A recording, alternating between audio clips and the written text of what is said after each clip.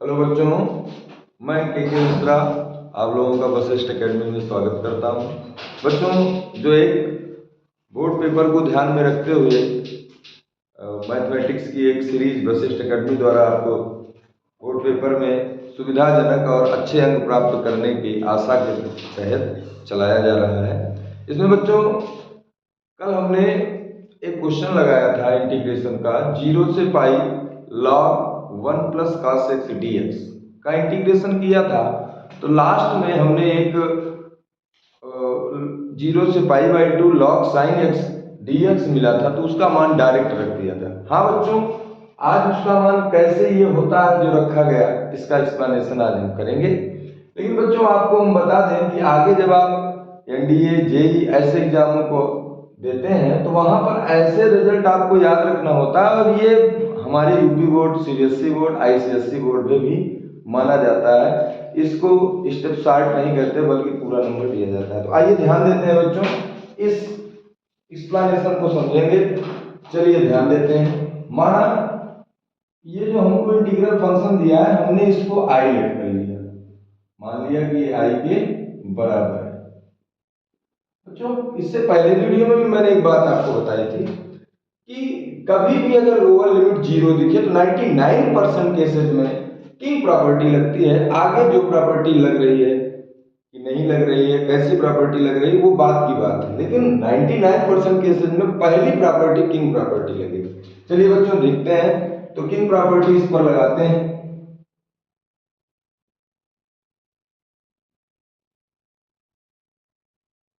King property लगाते हैं बच्चों। तो किंग प्रॉपर्टी से बनेगा क्या?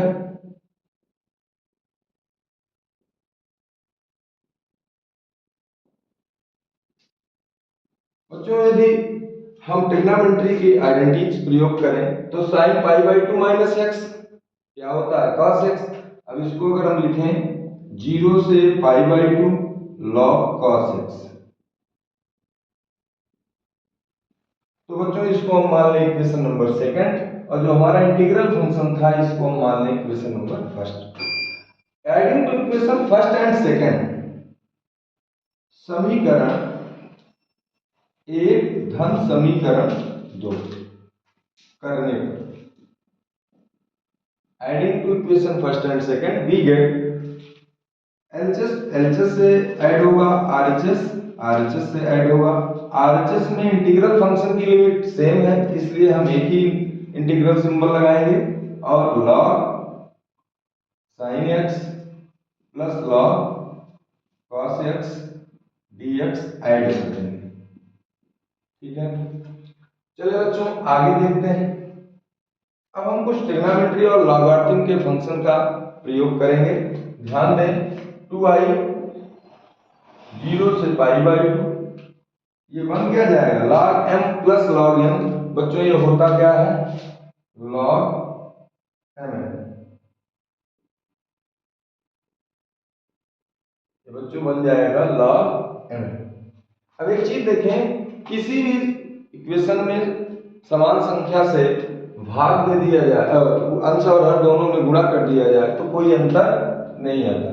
तो 2i बराबर 0 से पाई बाई 2 log, यहां हम 2 से मल्टीप्लाई करा दें और 2 से हम डिवाइड करा दें, तो फंक्शन में कोई अंतर नहीं आएगा। अगर इस पर हम फिर से log की प्रॉपर्टी log m अपान n लगाए बच्चों, तो मिलेगा क्या हमको?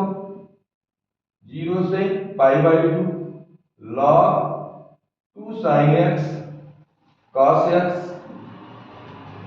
Minus log 2 dx। देखिए बच्चों, अब 2 sin x cos x trigonometry के कुछ फार्मूले का यूज करें तो ये बनेगा क्या? 2 sin x into cos x sin 2x, तो ये अलग हो जाएगा और ये अलग हो जाएगा। 2i बराबर 0 से pi by 2 log sin 2x, और बच्चों ये 0 से पाई बाई 2 log 2 dx।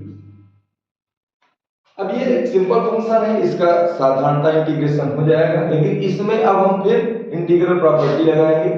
तो बच्चों इसको अगर हम अलग मान लें इसको I1 मान लें और इंटीग्रेट करके दोबारा वैल्यू रख लें तो इसको सॉल्व करना आसान होगा।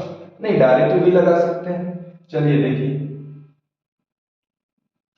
0 से पाई log sin t dt by 2, और इसका इंटीग्रेशन क्या हो जाएगा, log 2। ये बन गया बच्चों x 0 से पाई बाई 2। अब आपको एक बात माइंड में खटक रही होगी कि ये कैसे हो गया। हाँ, तो हमने अभी आपसे कहा कि इंटीग्रेशन प्रॉपर्टी लगाएंगे, तो उस प्रॉपर्टी को हम बगल में आपको बताते हैं, जरा ध्यान दीजिए। यदि मैं 2x बराबर t लेट करूं, इसके लिए बता रहा हूं बच्चों, जो ये यहां से ट्रांसफर हुआ ये कैसे हुआ इसको मैं अलग बता रहा हूं, ध्यान दें। 2x इक्वल टू यदि मैं t लेट कर लूं तो 2dx बराबर क्या हो जाएगा, dt। dx बराबर हो जाएगा dt बाई 2। ये बात तो वैल्यू के ट्रांसफॉर्मेशन की है। अगर 2x को t मान लें और डिफरेंस अवकल गुणांक लिखें इसका, तो dx इक्वल टू क्या मिलेगा बच्चों, dt बाई 2 मिल जाएगा। चलिए ध्यान देते हैं। अब बात आती है लिमिट कैसे चेंज हो गई। तो देखिए बच्चों, x के लिए लिमिट कितनी थी, अपर लिमिट पाई बाई 2, और x की वैल्यू यहां रख दें तो 2 इंटू पाई बाई 2, और बराबर ये क्या है, t है, तो 2 से 2 कट गया। t के लिए लिमिट क्या बन गई, अपर लिमिट पाई बन गई। लिमिट को चेंज कर रहे हैं। लोअर लिमिट x के लिए कितनी थी, 0। अगर इसमें पुट करें तो t के लिए कितनी हो गई, 0 हो गई। तो वो लिमिट अगर वेरिएबल बदल रहा है तो उसकी लिमिट भी बदलेगी। तो बच्चों इसकी लिमिट कितनी हो जाएगी, 0 से पाई log sin t dt by 2।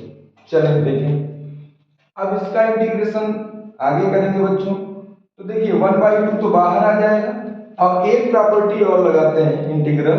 तो ये देखिए 2 से मल्टीप्लाई अपर लिमिट हाफ हो जाएगी और नीचे lower limit 0 log sin t dt, और इसका हो जाएगा बच्चों माइनस पाई बाई 2 log 2।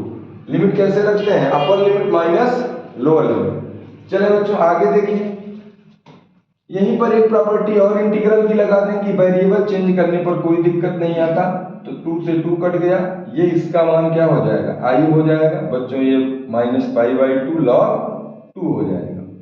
इसी को आगे देखें तो 2i जब बच्चों इधर आएगा तो क्या बनेगा, i बन जाएगा, और इधर जो वैल्यू है वो बनी रहेगी, तो माइनस पाई बाई 2 log 2 हो जाएगा। तो देखो बच्चों यही हमारा आंसर है, क्योंकि i बराबर ही हमने इसको माना, एलएचएस लिया और आरएचएस प्रूव कर दिया। अर्थात हमको ये बात कंफर्म हो गई कि 0 से pi by 2 log sin x dx का मान माइनस पाई बाई 2 log 2 होगा।